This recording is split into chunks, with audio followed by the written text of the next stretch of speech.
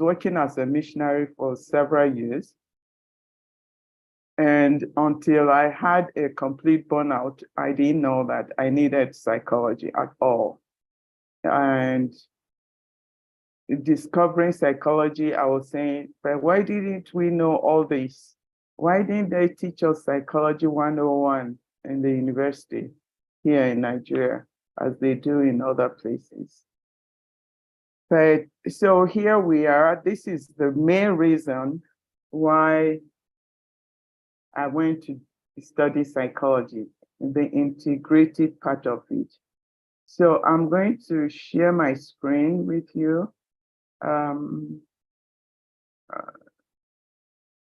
And sorry, just before that. So I was expecting that when you are studying theology, most of the time most people think that you study theology, you are going, it's more like you are not a very fervent Christian if you go and study theology in those days. I don't know about you, but when I was in the university, we considered theology as those who didn't have the fire in them, you know.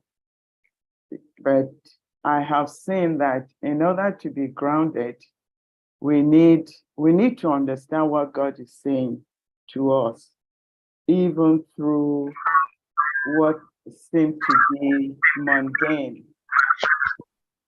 And the story that comes to mind is, if you remember what happened to Moses in the wilderness when the children of Israel were being, when he said, if you look up, and they were being beaten by snakes because of disobedience. And he said, if you look up to the snake, the statue of the snake, you will be healed. Now, there's nothing in that statue that can produce anything like healing. It looks so mundane, but those who did not look up to that statue died. Just to say that there are some things that God reveals, they look mundane and they look like, no, it doesn't have any spiritual connotation. And out of ignorance, we could die of it. So now let's look at the first thing. What happened to us? I want to, before I start, I'm dividing this webinar into 3. So we are going to talk about a little bit, providing a background to what we're doing. Then we are going to look at some of the tenets of counseling. And then the last part of it will be practical. We are going to look at vignettes and we will discuss it. So be ready to participate. It's a webinar, it's not just a lecture. It's a webinar means that you have opportunity to ask questions and also interact. So beginning, we'll look at what happened to us at the fall. At the fall, we had brokenness and we had death. I mean, because of what happened to Adam and Eve. And the scripture said, we groan. The whole creation is groaning.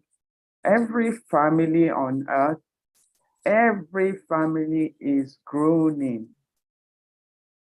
That if you don't have, if you notice, you will see that no matter who you are, I mean, you can be the Pope, you can be Adeboye, you can be whoever you are part of the creation groaning. And it says that we are all waiting eagerly for the redemption of our bodies.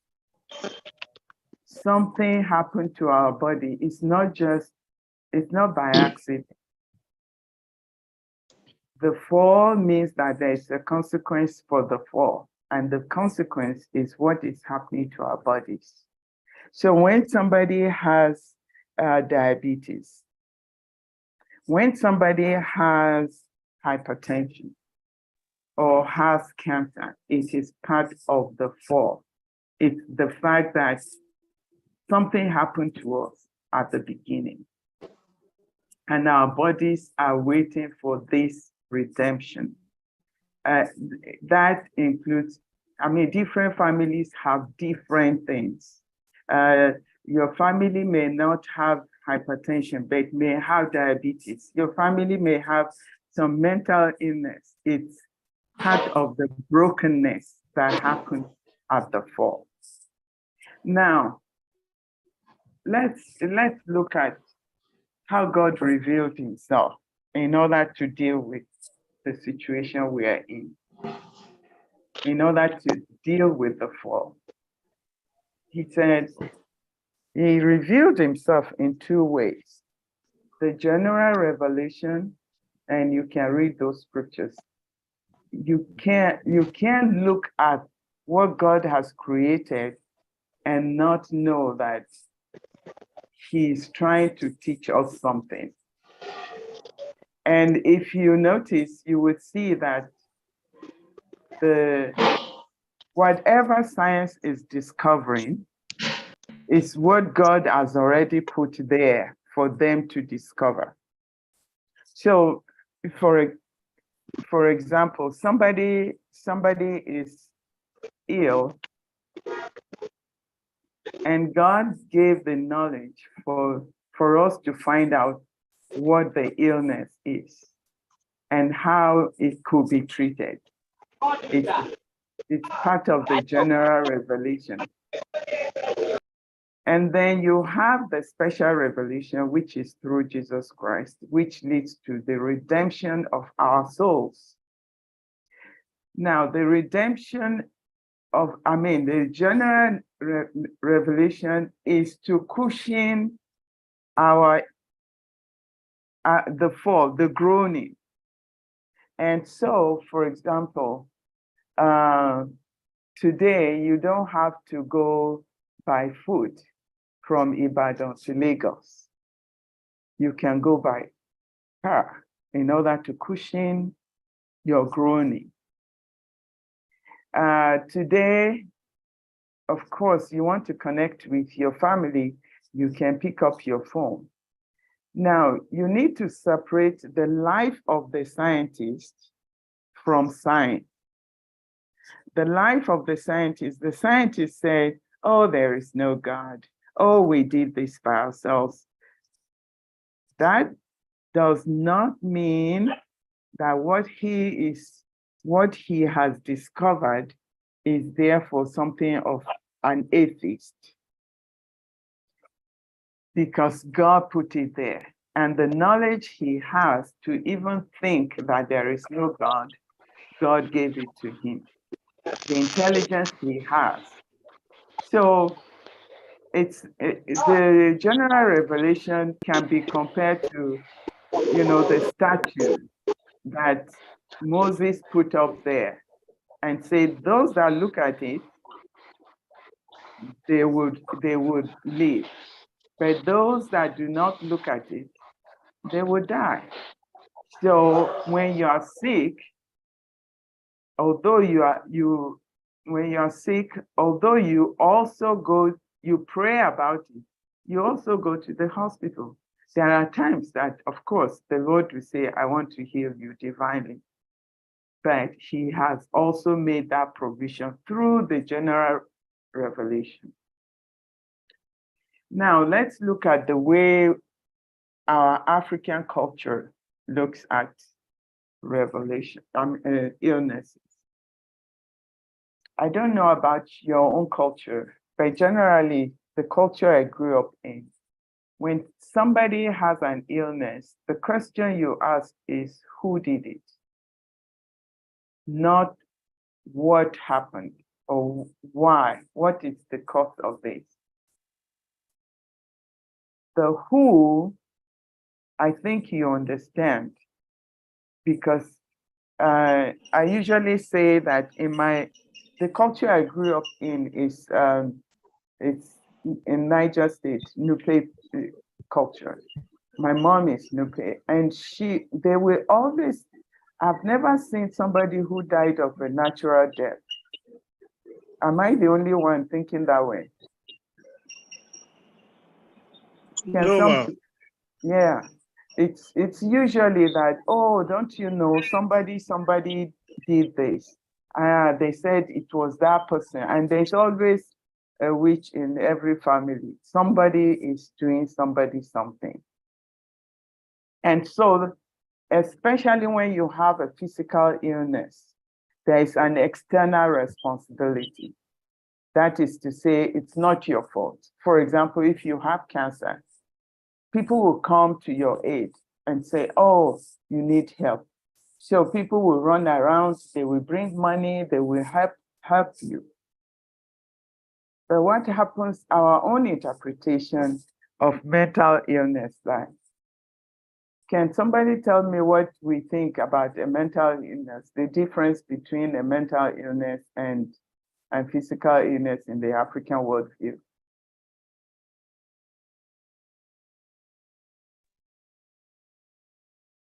You can raise your hand if you want to speak, and you just unmute yourself. And when you're done speaking, please kindly mute yourself back. So can we respond to a question?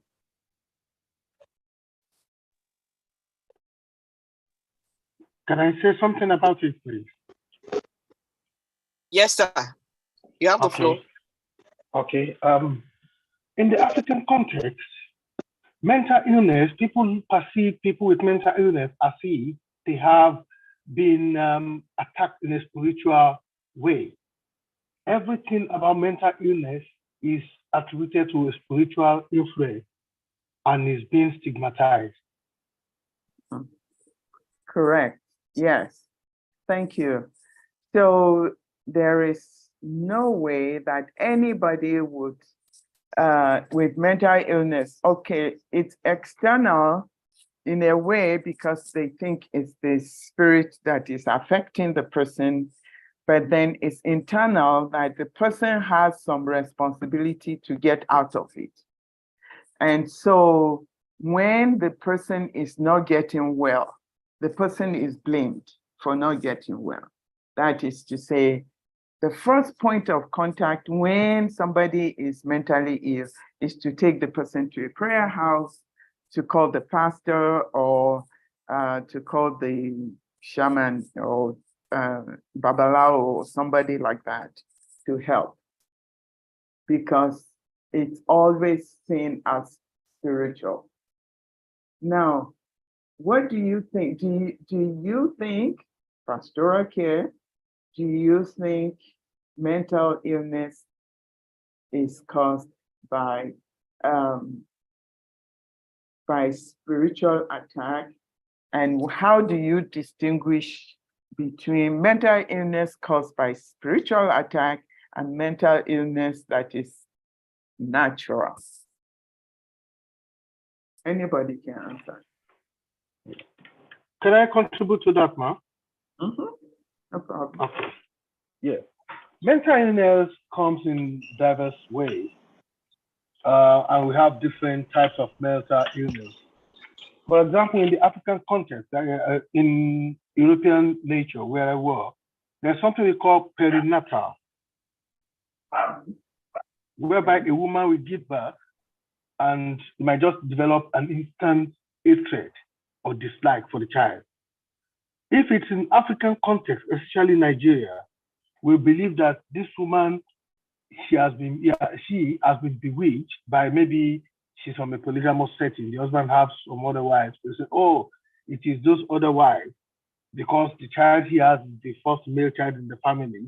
So such belief. At the same time, if someone is suffering from hallucination, either auditory or visual hallucination. In African context, Nigeria, especially Black in nature, we believe such person is seeing unseen ghosts. So it is the spirits realm that are showing him what he did not know, what others cannot see, what they cannot hear, not knowing the fact that there might be issues with the brain or with the mindset. So that's the little I understand about the concept of mental health and African belief. Okay. Thank you for that contribution. Anybody else wants to add to it?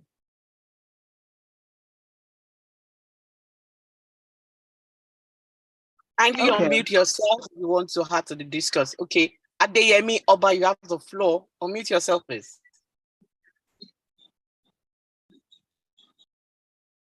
Mr. Adeyemi Oba, unmute yourself.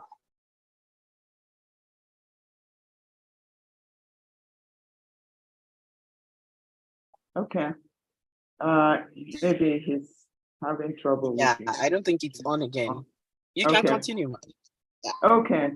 So yes, what the last contributor said is quite correct. The issue is that we haven't been able to distinguish, even Christians, African Christians. I mean, when I say Christians, I mean born again Christians, have not been able to distinguish between mental illness, natural mental illness, and demon possession. And that is causing a lot of confusion.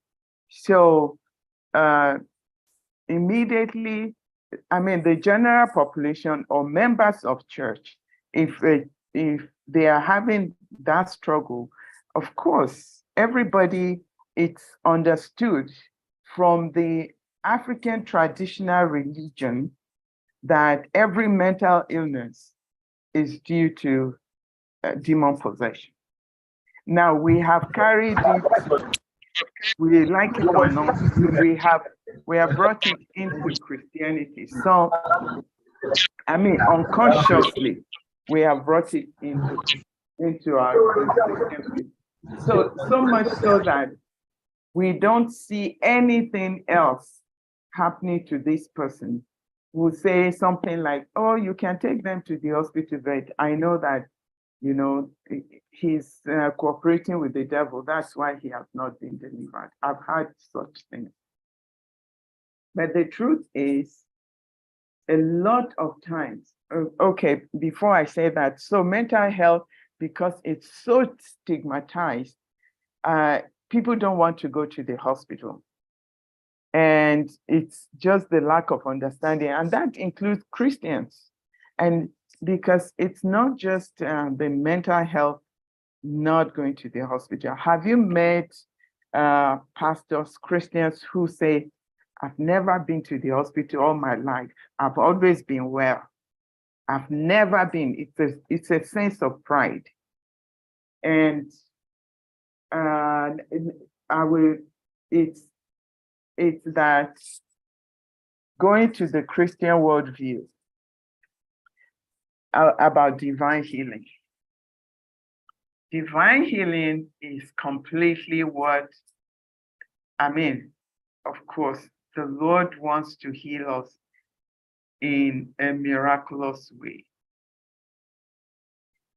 And the same Lord who wants to heal us in the miraculous way also has to obey the law of nature, which he himself instituted. So do you see two things going on at the same time? The law of nature, which is instituted by God, the decay of human life, and the fall. At the same time, divine healing. So would you think that divine healing will happen all the time? What do you think? We are all talking this together. What do you think?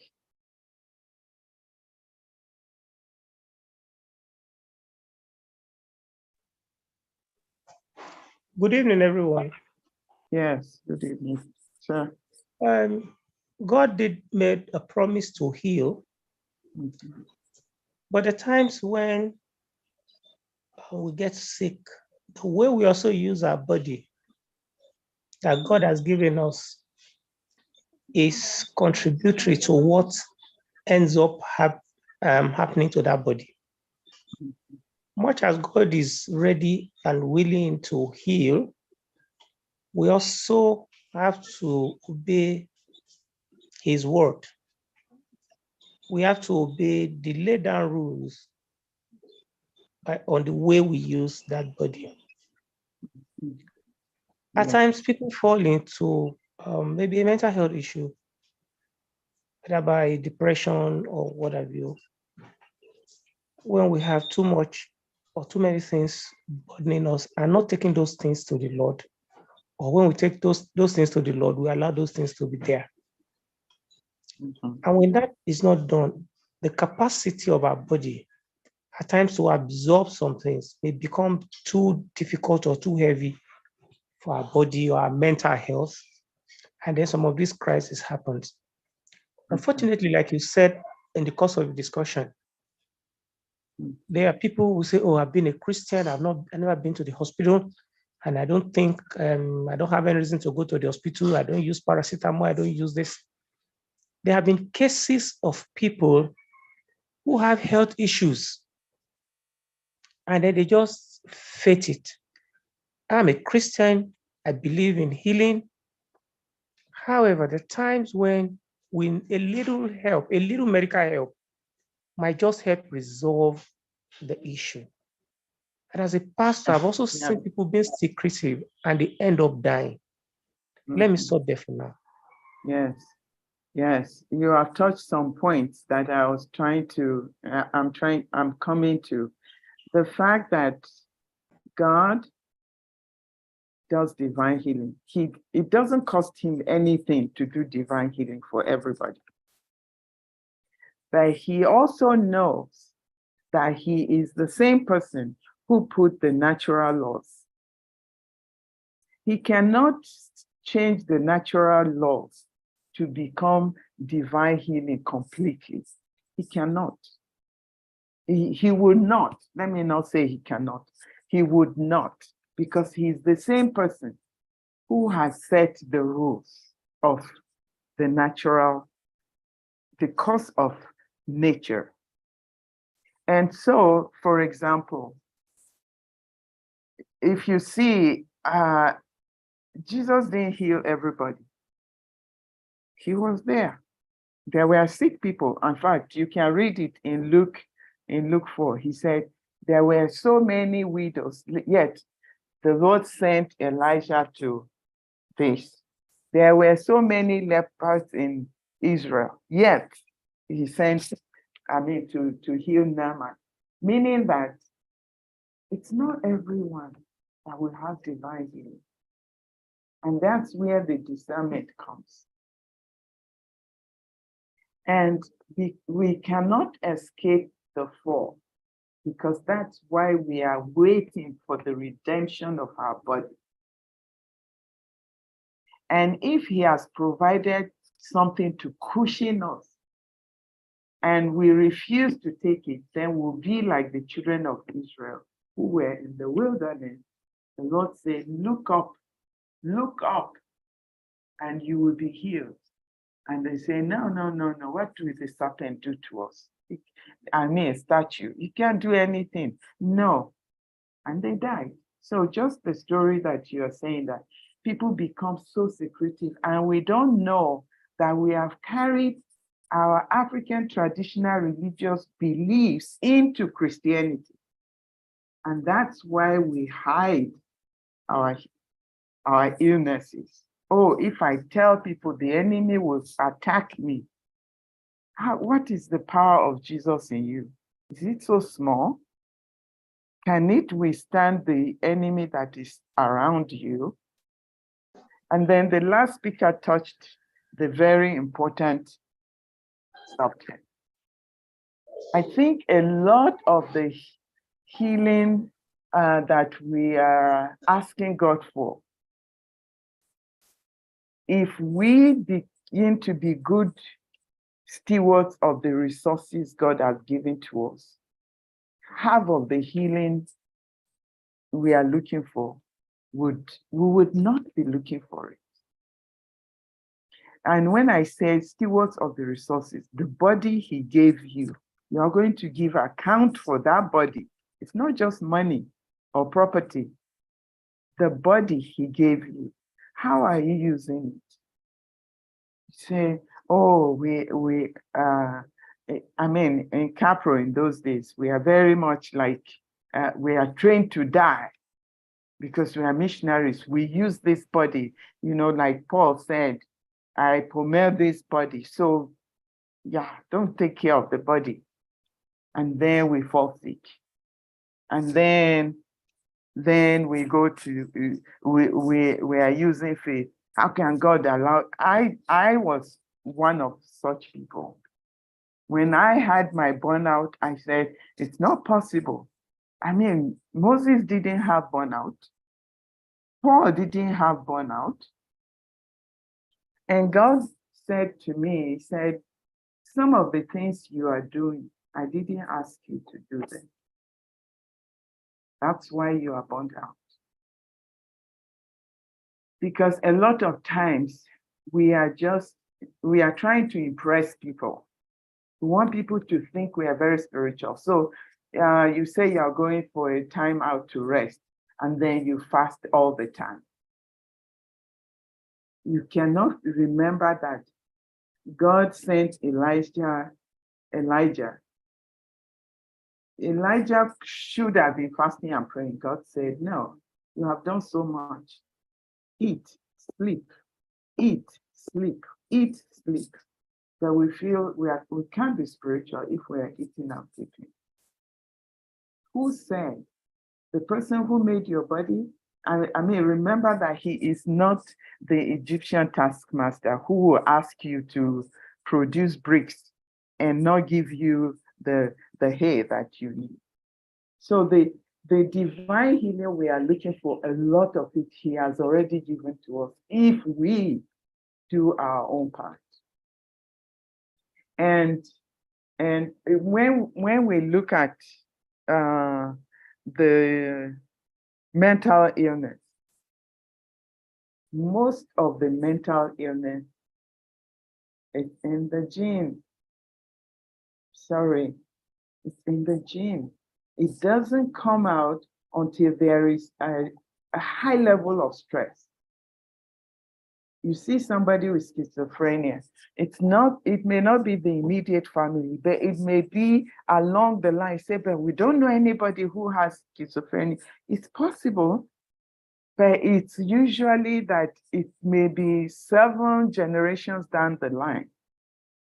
Most schizophrenia, most bipolar, it's in the gene.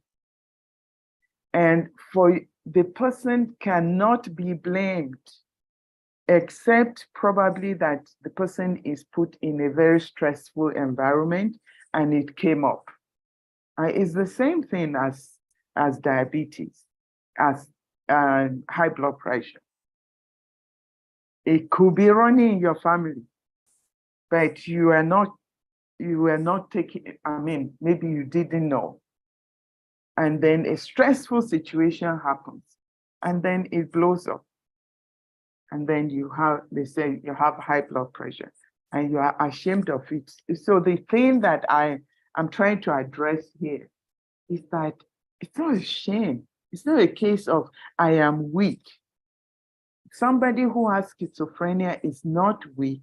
It's not their choice. In fact, I always say that you must have been chosen to carry this burden for your family. And the rest of the family should rally around that person and help that person, because it could be you in that family. It doesn't, I mean, it's not something that you did, that you escaped being schizophrenic or being hypertensive or diabetes. You didn't do anything to have escaped it. It's just that maybe you were able to manage your stress, especially schizophrenia. It comes up when when students are in the university, in your 20s, going to the school, taking exam, sleepless night, going to see friends, and all that just combined and it blows out. And they'll say somebody from the village came and followed them, or some demons. The fact that the person is seeing something and talking to himself is a chemical imbalance in the brain, which is a discussion for another day. Because the level of dopamine, it's a chemical in your brain. For people who are like us, who don't have schizophrenia, could be something like this, if you can see my hand. And for those with schizophrenia, it's like this. They have excess of dopamine. And medication, and when they have that excess, the excess is mimicking, just like you're having dreams, right? There are some dreams that are so vivid. Okay, was it a demon that was speaking to you? No, your brain is creating things that it's not real. It's not in the real world. And so you can imagine the torment that a schizophrenic person is going through. Their own is living in the dream world all the time. And so they are speaking to people that you cannot see. And people say they are speaking to demons. So what happens when you see the people now in the hospital and they give them medication and their dopamine comes down, and then they are less aggressive. They don't talk to themselves as they used to. It's the evidence that it's just like the way you're having your dreams. Very close to it. So I'm just saying that so that we, as pastoral care, you have that empathy for people who are going through a lot of these things. You have the background understanding of what some of the people you come across are experiencing, and you can help family members understand. So the psychological worldview of illness, of mental illness, is that sometimes there's a maladaptive behavior.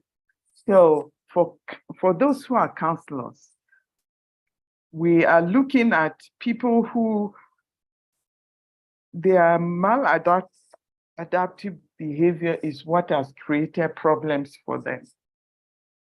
So for example, I will use those who are taking drugs, for example. It's because of the maladaptive behavior that has led them to the habit of taking drugs. They are trying to solve a problem using a problem, and then they are stuck. They can't come out.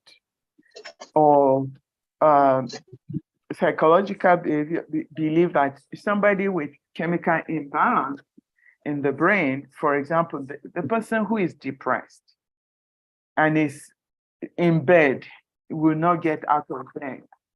No matter what you do, the person is just there. There's a chemical imbalance, and you begin to give the person Zoloft, and the person is, suddenly the person has energy to be able to do things.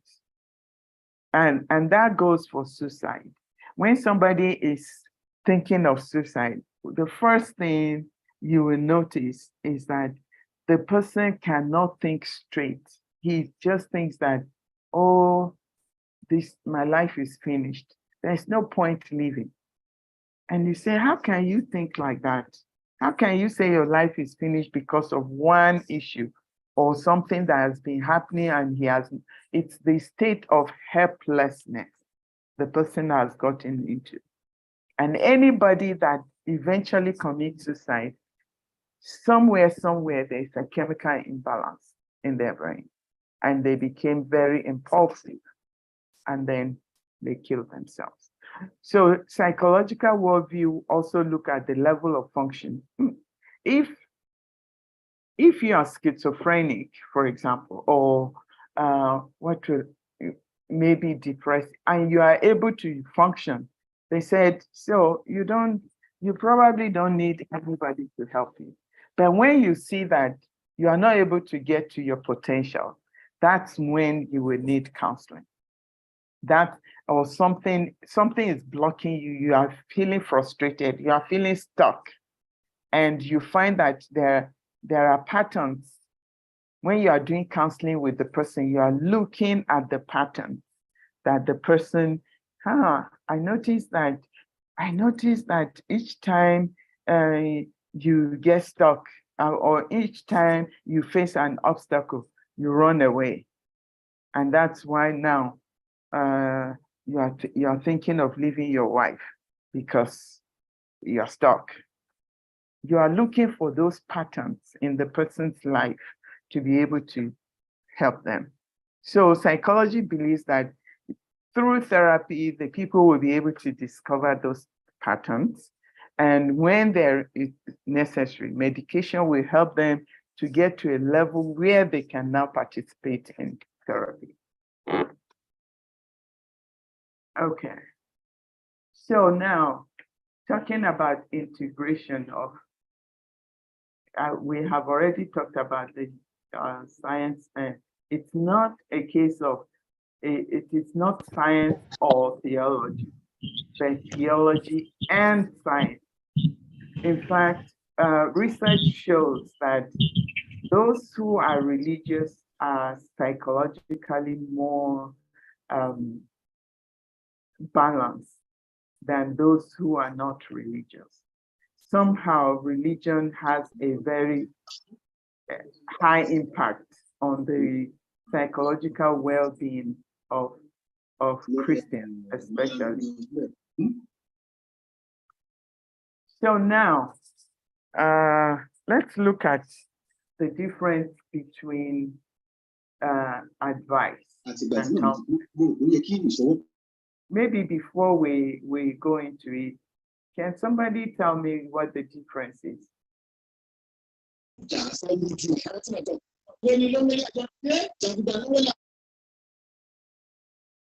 The difference between giving advice and counseling.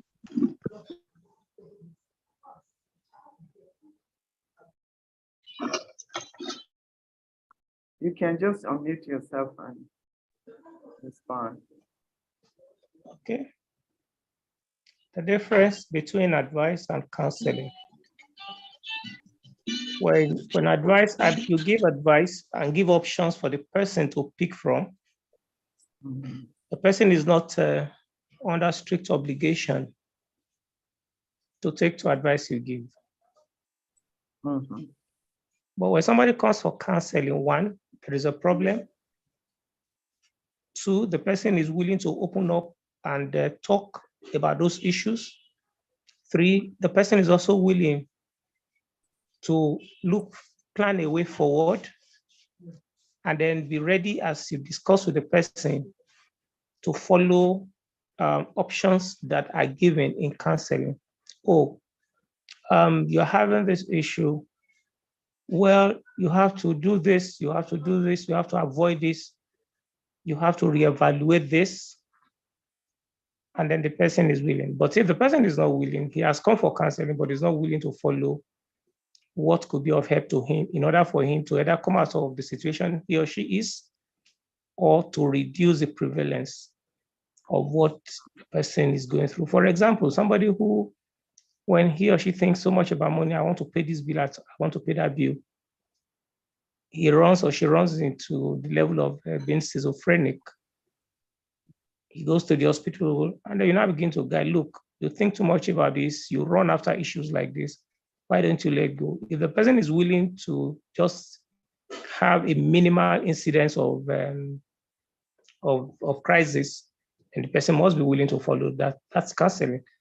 But you give an advice, the person is not under obligation to stick to it. Thank you.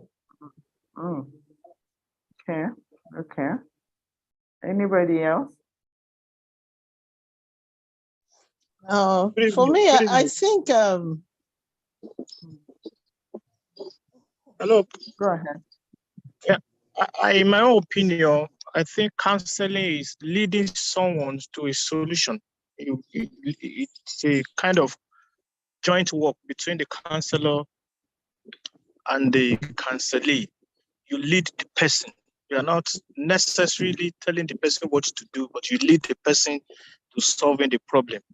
While giving advice is relying on your own experience, your knowledge, even irrespective of what, if it's going to work or not. You're just telling the person what to do.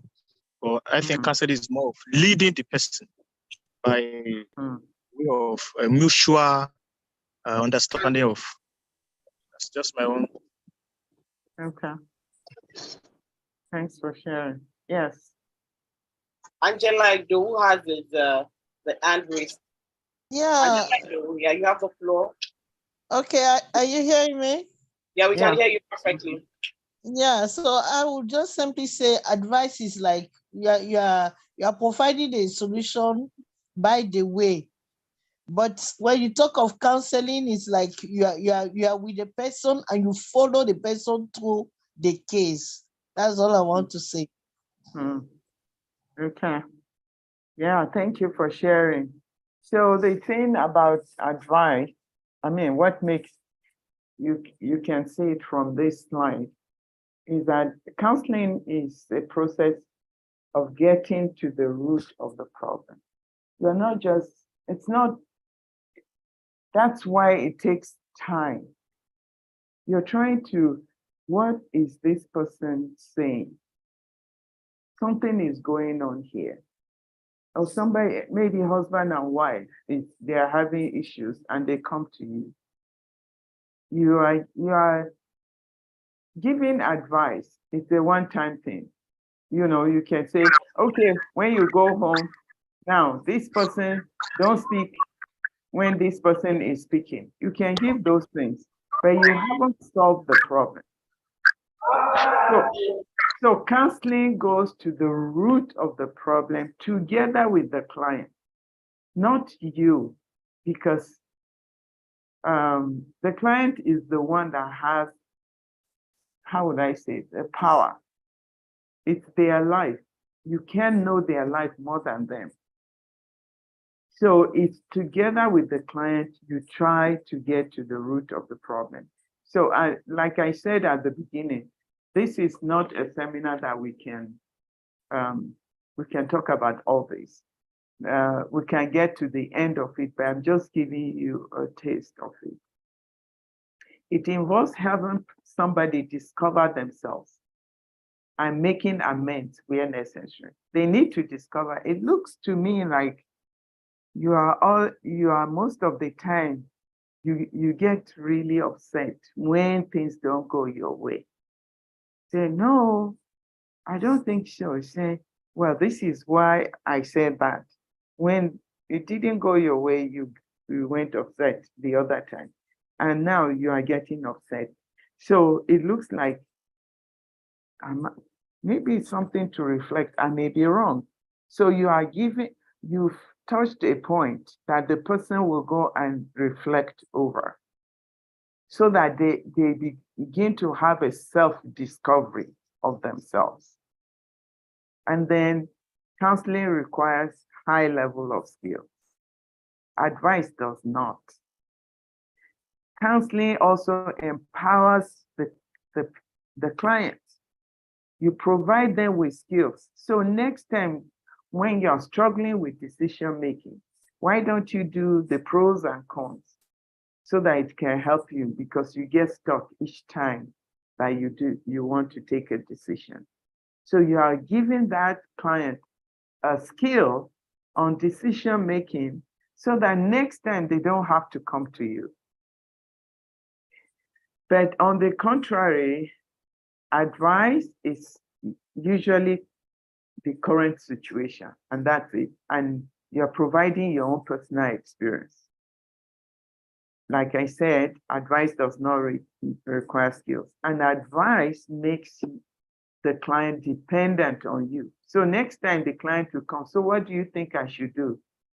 And you too, you are feeling very cool as a senior, somebody who they come to, you are very wise, but you will soon wear yourself out, and that client will continuously be dependent on you. But if you empower that client, the client should be able to get to a point where he says, oh, those skills that you gave me, how I understood myself, I now can see, I don't get stuck as I used to. And so advice does not provide a problem-solving skills for the future. Does that make sense?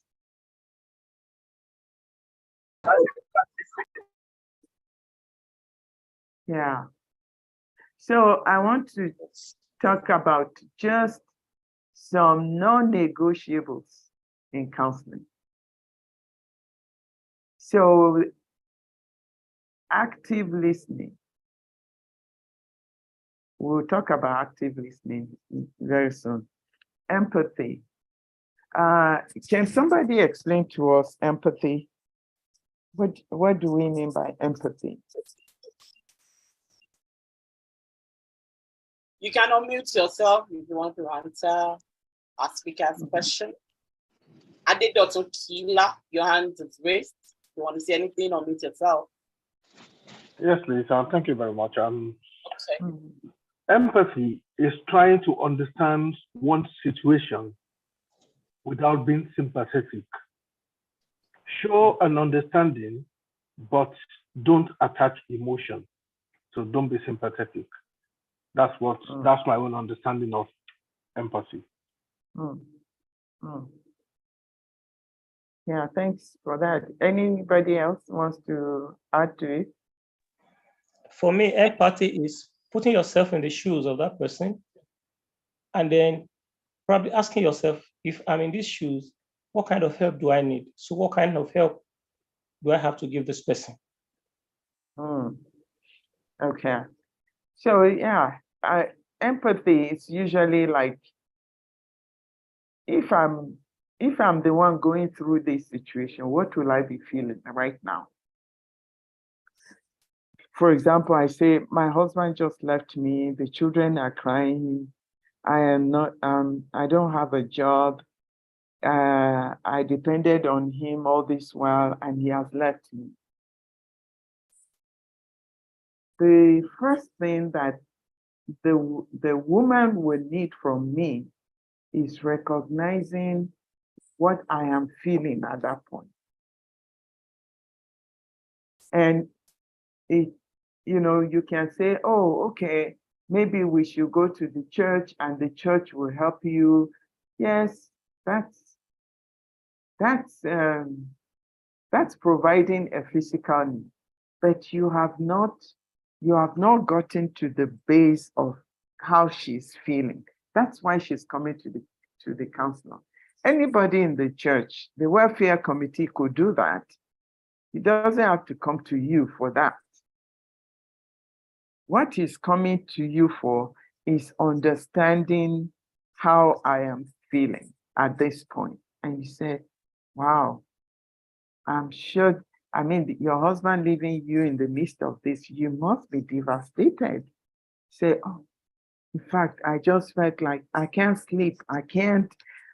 I'm just thinking of how am I going to cope with this? You are now bringing out how she's feeling. And the good thing is that when you add non-judgmental aspect to it, what do we mean by non-judgmental?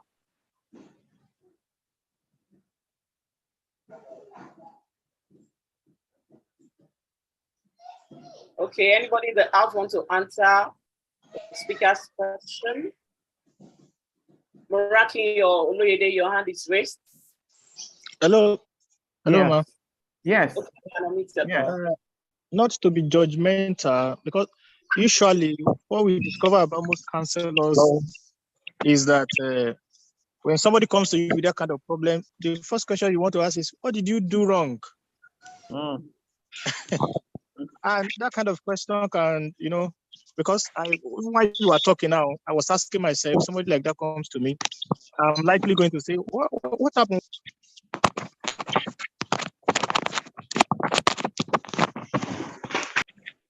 Okay. I think we can't hear you anymore. Okay. Hello, can you hear me now? We can hear you. Kindly reduce the volume of your device. Right. Yeah. All right. So it's not being judgmental simply means you're not trying to make the person feel that he or she has done something that puts him or her in that kind of problem. You're just trying to understand the personal situation of the person, irrespective of what may have happened, which will of course come later. Okay. Okay, Linda Ogoshola, your hand is raised.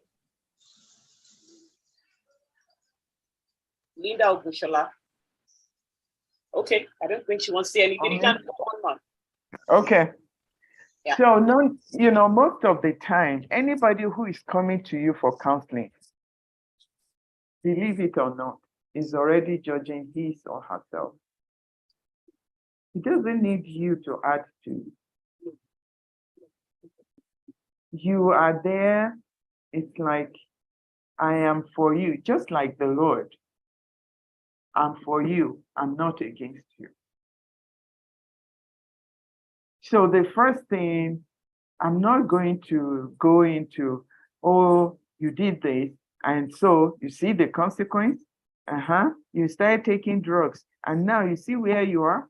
The person is coming to you, is already feeling, is beating himself, coming to you. That's not, it's very similar to, when Jesus was in Gethsemane, right?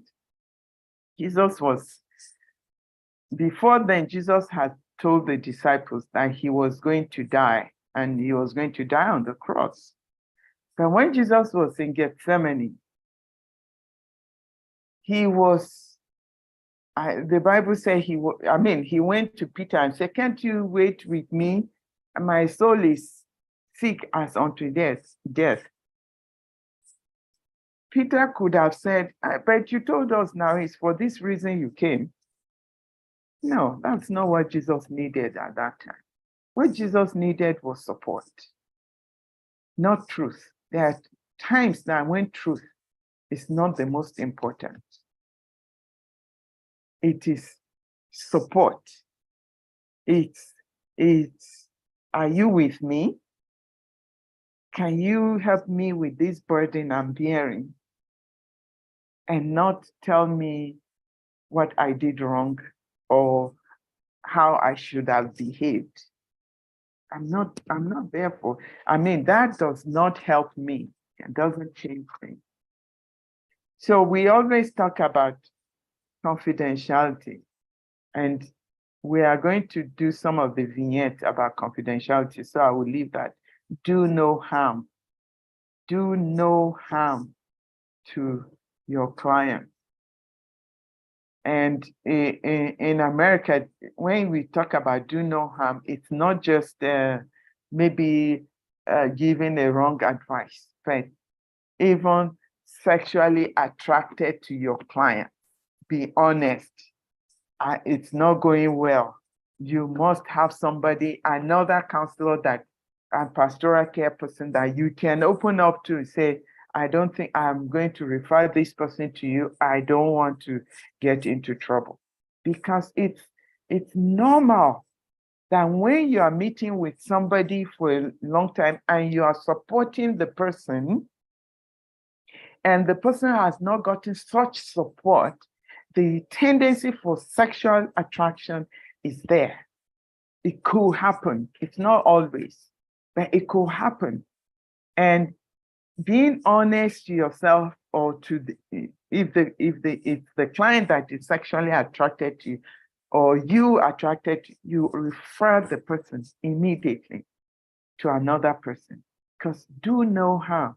The person is vulnerable. That's why the person is coming to you. And this is happening to pastors again and again.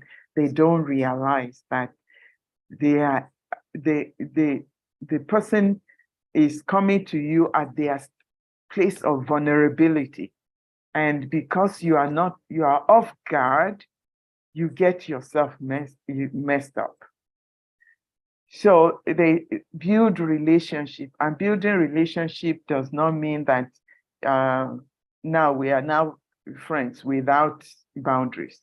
Your counselee is the one coming to wash clothes in your house. That is, you have just abused your profession.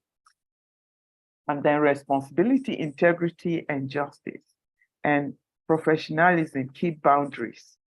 Process, not content. This is a whole topic that we'll look at eventually. So active listening. So if I'm doing active listening, can I do active listening and using my phone? Somebody calls me while I'm in counseling. Can I be attentive? So because of time, I will just go on. Most of the time you see people say, yes, I'm listening, and they are looking at their phone. Yes, continue. It's rude, that's one. And then two, you are not present. And verbalizing emotions. So you feel, that person now knows you are following the story. And then you are paraphrasing and you are asking open questions. Those things would, someday we probably will look into it. I don't want us to forget. So now, somebody can read this so that we can just discuss. I know that we cannot do all the vignettes, but at least maybe we can do one or two. Can somebody read this? Yes. Can I go on? Yeah, go on. You are the chaplain at a Christian hospital, and a patient had just received a diagnosis of HIV. The doctor asked the patient if she's open to counseling, to which he responded in the affirmative. She was, therefore, referred to you. She has decided she does not want her husband to know. How will you intervene? Okay. So I think we can unmute, maybe without the, and put off your video so that we'll be able to talk. Okay, you can unmute if you want to make comments. Yeah. But let's read one after the orderly. Adedotun Kila, your hand is raised. You can raise your hand if you want to talk. Adedotun Kila, you have the floor now. Let's start with him. You can unmute and let's see your video. That is picture on your camera. Okay, if he's not ready, Angela Idowu, you have the floor. Can you see me now? Okay. Okay, Adedotun Kila. Yes. Can you see me now? Yeah, you have the floor. Okay. Sorry. The question you have is in line with my profession here as a chaplain. Now, if someone comes to me and said to me that he has HIV, the first thing I'll do to the person is to give him a kind of a reassurance that that is not the end of anything. You can still live your life as it is. You can give the person, like I will try as much as possible to give the person a very resounding hope with experiences and cases of other people who have scaled through it. And I'll make available all other options for support to the person. Signpost the person to the right medical way whereby he or she can get the attention required. Okay. And the first thing, like I said, there should be no any form of condemnation or judgmental. No.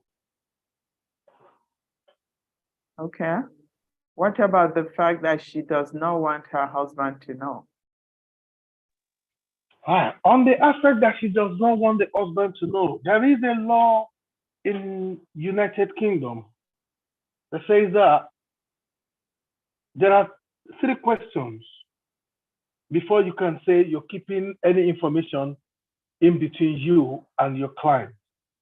Mhm. Is it risky to the client? Is it risky to someone else? And then is it risky to the society as a whole? Now, with this kind of situation, it is punishable under the law if you have HIV and you do not tell your partner. I think about a week ago, a particular man was sentenced to 9 years imprisonment for mingling with commercial sex workers without telling them, 3 of them, without telling them he was HIV positive. And they discovered it was one that infected them. So I'm going to let him know that, well, the issue of confidentiality, we have to discuss it. It has to be broken because your partner, your husband must know. However, you need to be counseled. Okay. So because of time, yes, the thing about this question is that at the beginning of your discussion with clients, you need to state that everything we do here will be confidential, except when you have a plan to harm yourself, to harm somebody else, to harm a child, then I don't have that obligation. I will have to disclose. So that if the person does not want to continue the session, they have the freedom to stop. Because once you tell me that you have HIV, I have the obligation to tell your husband, because I need for him to know, because he's going to be harmed, or he's even harmed already. So I'm going to help the person on how we can disclose it, probably together to the husband. Okay, so because of time, let's go to the next one. Okay, maybe should I read this? Maybe to save us time, sorry. My screen is giving me trouble. So somebody else can read it, please. I'm having trouble. All right. Okay, Adeyemi, about your hand is raised, so you can read it. I'll just read. I wanted to Adeyemi, answer the about your question. Yeah. A girl just had an abortion. Adeyemi, about Yes, I'm reading already. A girl just had an abortion okay. using medication she got from a boyfriend. However, she had complications and was brought to the hospital. She had a near-death experience and indicated she would like to talk with someone other than her parents, who are not even aware that she was pregnant. She was referred to you as the chaplain. As she entered the office, you recognized her as one of the choir members in your church. How will you intervene? Okay. Yes. You can answer the question, sir. All right. All right. Looking at this kind of question, in fact, the girl seeing you, she could even run away in the first instance. So I think the first thing is to assure her of your understanding, probably confidentiality in the process that is not going to cause harm, at least a deception. And of course, however, stating to the person the benefit the person will get if 1 or 2 people had to know about it, and the danger if those people doesn't know about it. So this kind of situation, that kind of person is already in the pit and needs someone that she can really talk to talk to, at least at that moment, before any other thing, intervention can come in. Okay. So you're, in other words, she's already condemning herself. Yes. Don't you think she's already condemning herself? That's why she wants to talk to someone. Yes. So remembering that the person right now is not, the Bible said that those that kill another person will be killed, or the Bible said if you commit fornication, it's not at that point. That's truth. At that point, truth is not what she needs. Eventually, you will get there. But right now, she just needs that unconditional love and needs non-judgmental counseling, where you are just the same way as the Lord accepted you. With all that you did, he said, come, it's okay. I will take care of it. So you become that voice of somebody saying, yes, though you have done all this, you can still make it. It's still okay. It's not the end of everything. Okay, this one, it's very long, and we are running out of time. So a pastor had just committed suicide because he was caught in adultery with the wife of his church member. The pastor's wife and children are devastated. The church is in confusion. You were called to intervene.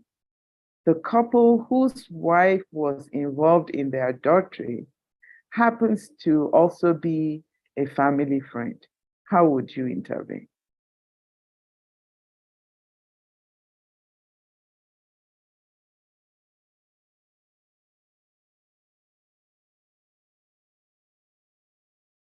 You can unmute yourself if you want to answer the question.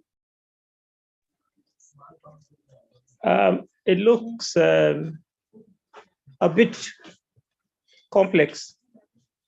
But one, the man has gone. He will say he has done wrong by committing suicide. So there's a need to first stabilize the family, because they will be filled with a lot of questions. Why? Questions and anger.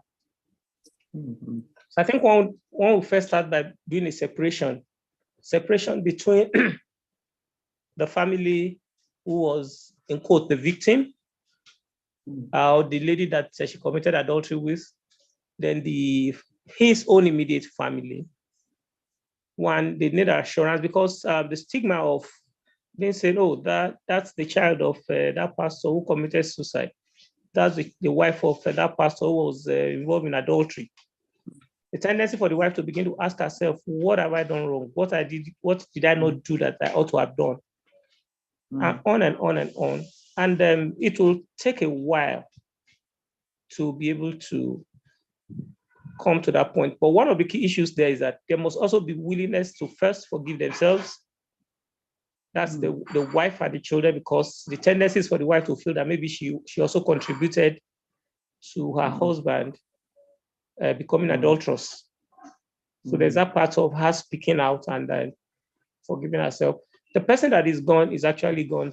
That cannot be reversed. But those that are alive would need to pick the bits and pieces of their lives. Now, the other case, the woman that was also involved with the man, that's another one that will the husband be willing to forgive her and still keep her? That's one area that will need to be discussed extensively. But also there must be the willingness to forgive and the willingness to accept forgiveness. Let me stop there. Yeah. It's tough. Yeah, it's tough. It's challenging. Yeah. Yes. So there are three situations in this vignette. The church is in confusion. The family is devastated. And then now there's a piece that somebody is close to you that is involved. So there is what we call a multiple relationship that can interfere into your intervention. Because this family is close to you, if I am the one called to intervene, I will hand that family over to somebody else. That's the family that is close to me, because I may not be objective. Now, to this family, the pastor's wife, they are going through what they call complicated grief. That's, I have lost someone, but I'm angry with the person. I have an unfinished business with this person.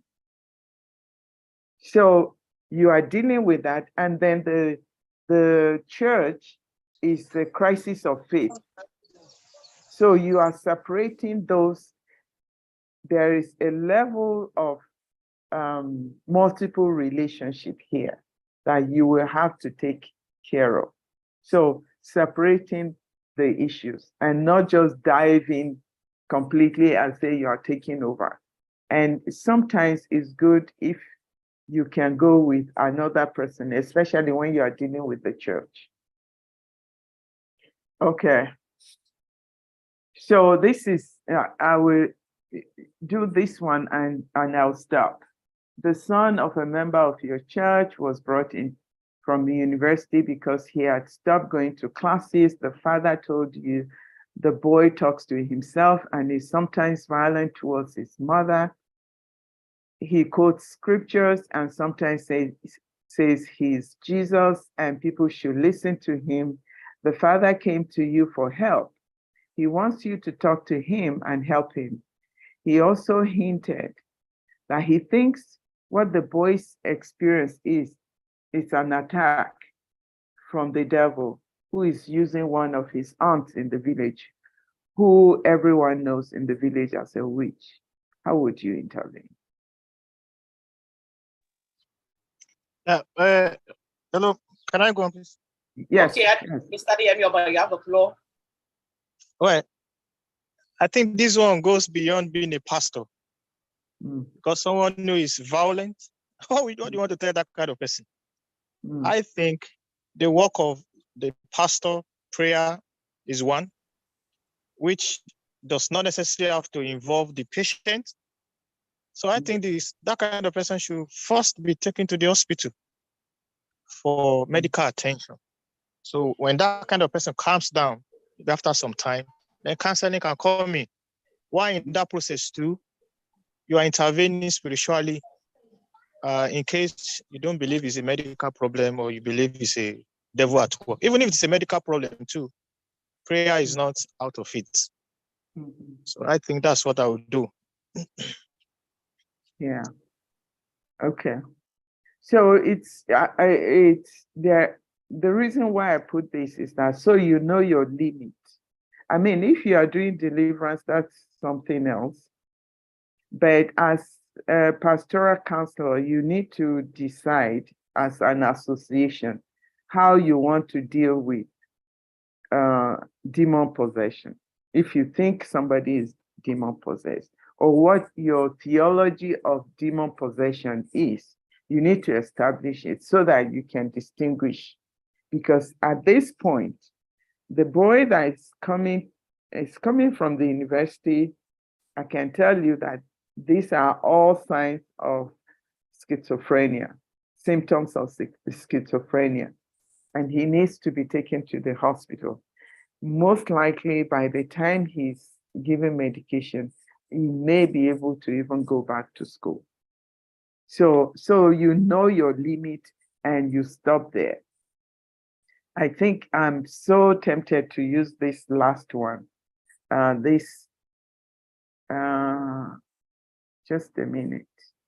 So you said you have been counseling a couple who are dealing with a difficult situation in which the man had a sexual relationship with his 12-year-old daughter. When the mother was away on official assignment, the man is devastated and had suicidal thoughts. The wife is threatening to move out. The girl has moved to the grandmother's place. The couple, the couple has been meeting with you for the past month. Recently, your pastor asked you to preach on sanctity of marriage using 1 Corinthians 5. You used the couple's example in your sermon as a way to warn people against immorality. You went further to provide more details. Some people in your congregation began a rumor about the couple, even though the couple does not attend your church. What are your thoughts?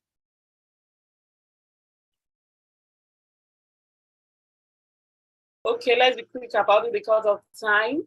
If you Yeah. want to answer the speaker's question, just unmute.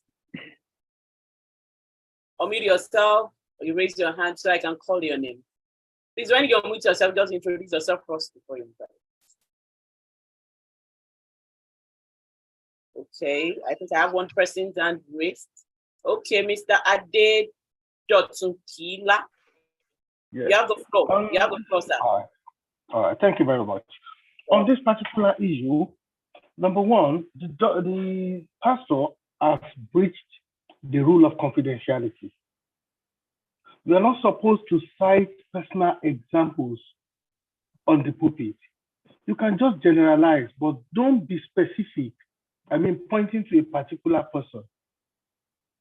So that when other people know, because this can warrant the person involved or the parties involved filing a lawsuit against the pastor and his church.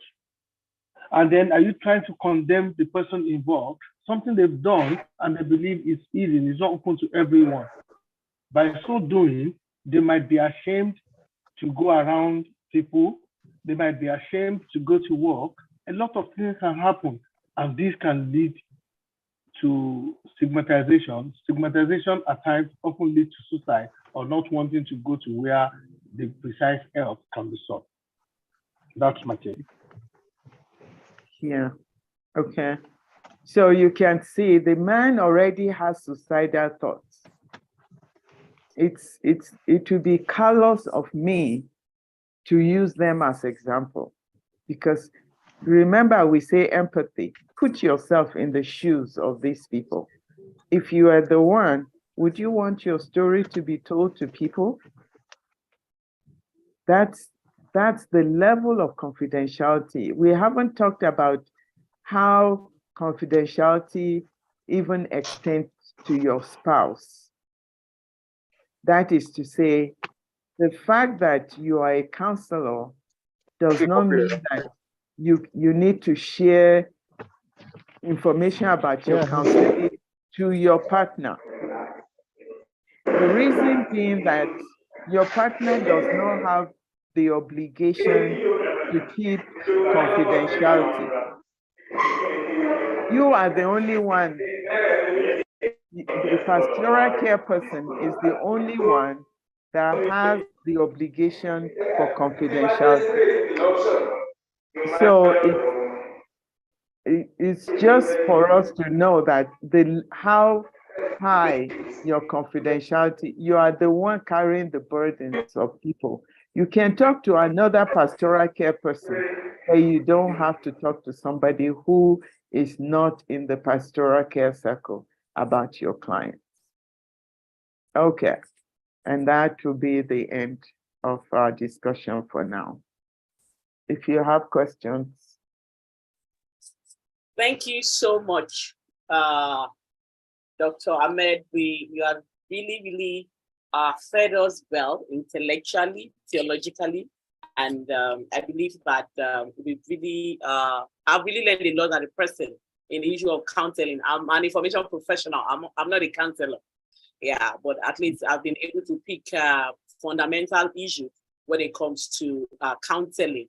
Yeah, confidentiality matters, and having the wisdom, and at the same time, like you said, understanding your strength and weakness in handling certain issues. So for me, it's a plus. So thank you for this beautiful presentation. So on that note, if you have questions, kindly raise your hand and I'm going to call you. And when I call you to ask a question, introduce yourself and make it as snappy as possible because of our time. Afterwards, I'm going to call on the Vice President of NAPCON and President of Professor Abidemi Odele so that he can give his short speech. He was supposed to have done that when we started, but because we started late, that's why we didn't do that. So the first person whose hand is raised now is Adeton Kila. Please just go straight to the point with your question. You have the floor, Mr. Adedotun, rather Kila. Sorry for that. Mr. Adedotun Kila, you have the floor.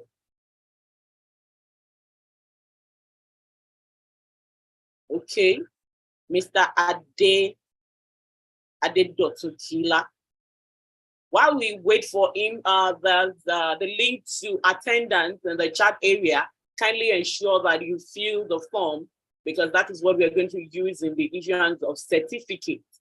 Yeah, and like we posted on the platform for academic integrity and godliness, we only ensure that it's those that fill that form that are going to be issued certificate if they show interest. Yeah, so kindly fill the form. The link is shared on the chat area. Okay, Mr. Adeyemi Oba, you have the floor. Kindly unmute yourself and ask your question. Mr. Adeyemi Oba.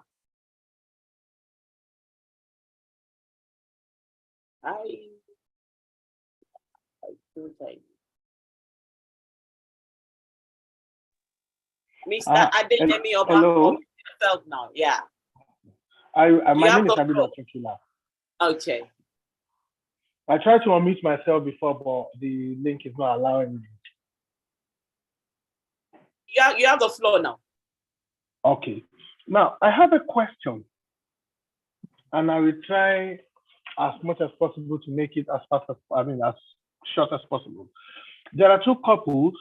They had a problem, and the husband tried to explain to the wife that he has betrayed the wife because they are on the aircraft and the plane was about to crash land. And the husband looked at the wife and said, "I've sinned against you because we had 4 children. We had 3 children, but unfortunately, there's a boy, a 9-year-old boy, not far from our house that I always look after. He is my son. There is another twins not far from your parents' place. My parents' place. Those twins are my children. My wife, can you forgive me?" And the wife looked at the husband and she said, "My husband, I've sinned against you. Can you forgive me as well? I had 4 children." The husband said, "We had 4. The wife repeated, "No, I had 4 children. The firstborn is not your son. It belongs to your friend, our best man. The secondborn is not your son. It belongs to our former landlord.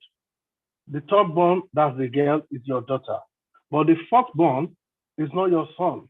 It belongs to the chairman of the company where I'm working, who happens to be your uncle." About 10 minutes later, the pilot announced that the technical crew on the aircraft have been able to fix the problem, so they're going to have a safe landing. Now, as a chaplain or a pastor, if such case is being brought to my attention, how do you think I can mediate and make peace between these couples?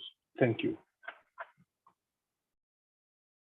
Okay, so, okay, let me throw it open. What do you think he should do?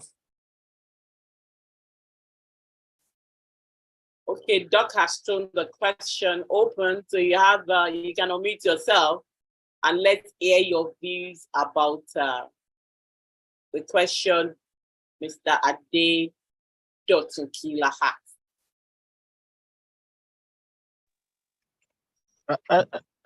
Hello, ma'am. Yeah. Okay, can you introduce yourself and just? I'm Adeyemi Oba. Okay, you have the floor. All right. I think in that kind of situation, the pastor really needs to ask them if there are other secrets, because maybe there are more than that, and try to get to maybe at instances of this infidelity, maybe one or either of them have not been faithful or has not been good in one aspect or has done something that may have made the other person, other persons to get involved in such kind of thing. I think that it really needs to get to the root of the problem. Or is this just an habitual something? Or was it because as a result of what the other partner has done that made this person? Because if somebody has 4 children and none belongs to that person, I think is more than not being able to produce. Okay. So that's just my contribution on that. Okay. Yeah. So I mean, it's a complicated situation, but the first thing, which is we didn't discuss here because of time, is that you want to find out what they want. What's their goal for coming for counseling? You need to establish that. Are they coming because now the secret is out and they don't know what to do with the children? Or are they coming because they now think that they should separate? So you need to understand, why are you coming? What if you wake up tomorrow and your problem is gone? What would it look like? So you are helping them to set a goal. So you are not the one to define the goal for them. I'm going to ask, so what do you want? Why did you come for counseling? Because, I mean, there are people who have such stories and they never come for counseling. They never even share the secret. They go to the grave with it. But this one happens to have come out. Are they living together and they are okay with each other? What is the problem right now? Because you can't take those children back. You have to look for a way forward from now on. So try to establish their own, what they are looking for in counseling before you try to create goals for them. That's what I would do first. I don't know if that helps. Yeah, so Okay. I hope Doc was able to answer your question, Mr. Deyemi Oba. Okay. On that note, I was called. Okay. I actually want to ask the question earlier that nowadays you see people who are not married into counseling, especially relationship counseling, marriage counseling. And I begin to ask that, is there any justification for this kind of thing? They fully aware that they might not be. Okay. Yeah. So let me just answer that quickly. When you go, if you have diabetes and you fully go experienced in that kind of aspect. Yes. Yes. Okay, I've heard your question. So if you go to the doctor and you go to look for help for diabetes, is it that he's had diabetes before he can treat you? No, he doesn't have diabetes. So the person has the experience, for example, a married couple. The married couple have the experience of marriage. The counselor has the technique. So together they can come together and get to the root of the problem, because the counselor is not necessarily it's not necessary that you have experienced this, because you have, even if you are married, you have never experienced drug addiction, and yet you are treating somebody with drug addiction. Do you have to have experience in everything you are doing with the client? No. So that's just a quick response to that question. Okay. Thank you so much for that, Doc. So on this note, because of our time, I'm going to call on my Professor Abidemi Ojele to give us a kind of short speech and round up the webinar. Hi, Prof, over to you, sir. Okay. Thank you, thank you, thank you, thank you. I want to really, really bless God for this privilege that we are having this first webinar, and to have a child of God, indeed, an astute scholar, Dr. Patience Ahmed, as our resource person. I must thank Dr. Erickson, who actually recommended Dr. Ahmed to us. It's been quite a wonderful experience here today, and it resonates with the burden that God gave to us during the lockdown in 2020, when the Nigerian Association of Pastoral Counselors was inaugurated.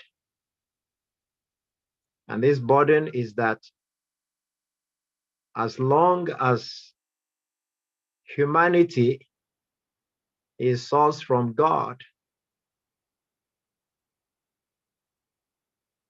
human problems that are beyond human understanding must be referred back to Him. I will believe that psychology is an imperative part of religion. And religion itself cannot have the best outside psychology. So there is this symbiotic relationship between psychology and religion. Even though, like our resource person said, there's a lot of pollution, there's a lot of confusion. Like I noted that the conference of the Counseling Association of Nigeria in March, that we have the issue of confused identity, even as Christians. So, and that, shows up in virtually every sphere of life.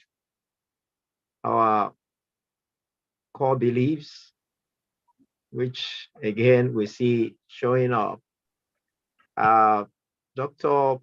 Patience Ahmed have been able to differentiate between religion and psychology, and then to let us know the imperative of psychology in religion, and that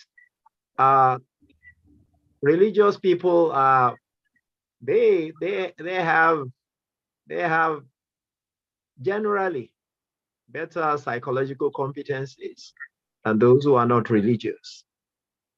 And she also took us through the dynamics of counseling, which some of us on this platform were able to identify with. Again, we want to thank all of you that have made out time to be here, all members and friends of the Nigerian Association of Pastoral Counselors. On behalf of my president, who is unavoidably absent today, Professor Samson Fatokun, I want to deeply appreciate Dr. Oluwabumi Bakari for working behind the scenes with our chairperson, Venerable Dr. Awofoju. We want to thank you very, very much. We want to thank you, sir. We want to thank you for all that you did, and all the members of the faculty in the Department of Religious Studies, Lead City University, and Department of Guidance and Counseling, Lead City University. I want to say a big thank you. We look forward to having you again next month, because it's going to be a continuous exercise where we'll come to listen to distinguished leaders in pastoral care, counseling, and psychology who would take us through and refresh us again, and we'll be able to become better at what we are called to do. Again, we bless God for all of you. We thank you. We look forward that we'll be seeing you again soon enough. Again, on behalf of all of us, I want to say a big thank you to Dr. Patience Ahmed for making out time to be here and for taking time out to give all answers as much as God will help you, even to all the questions. Thank you very much, and God bless you. I'll be asking Venerable Dr. I told you to please close this webinar with a word of prayer.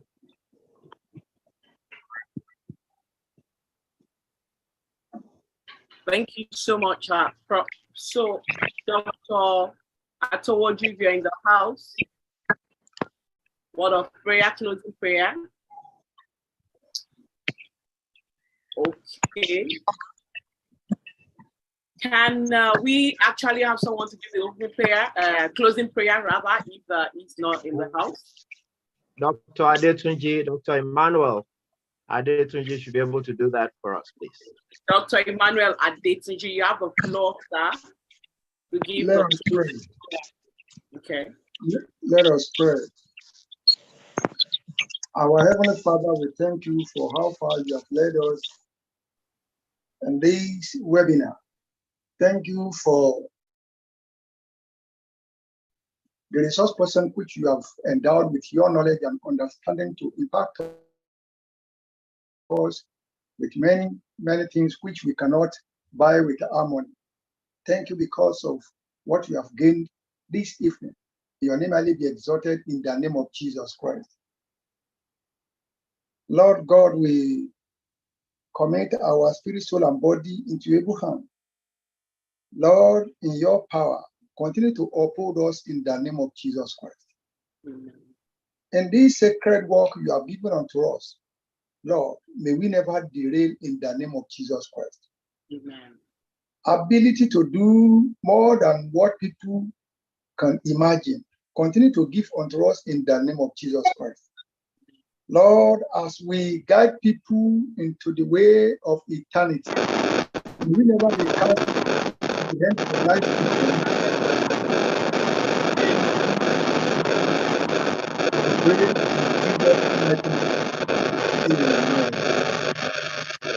Let us share the grace together. The grace of our Lord Jesus Christ, and the love of God, and the fellowship of Holy Spirit be with us now and forever. Okay. Thank you so much. We can all unmute. Please, can we switch on our camera so that we can take the virtual picture? Can we switch on our cameras, please? So that we can take the virtual picture. Switch on our camera.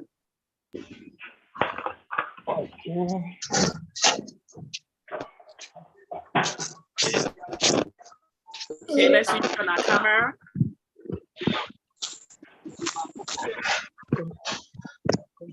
One, two. Let's smile. 1, 2, 3. Go. Okay. Switch on your camera. If you've not done that, I'll take it for the last time. 1, 2, 3. Go. So on this note, I appreciate everyone for attending this maiden edition of the NAPCON webinar series 1. And we're looking forward to having series 2. Soonest, we are going to communicate with you. And if you have not filled the attendance form, the link is on the chat area. You can do that because that is what we are going to use to issue the certificate. So I sincerely appreciate our speaker as well as the Vice President of NAPCON, person of Professor Abidini Oteleye. On this note, I sign out my humble self. I'm Dr. Oluwabumi Bakari. Do have a wonderful evening so we can interact. Thank you very much, Sasamas. Thank you. God bless Thank you. Thank you very much, sir. Thank you very much. Thank you very much, sir. Sama. Thank God you. bless you. Thank you very much. Thank you. Thank you very much. Thank you. Bye. God bless. Bye. Bye. Bye. Bye. Thank you for the opportunity. Thank you. Bye. Bye.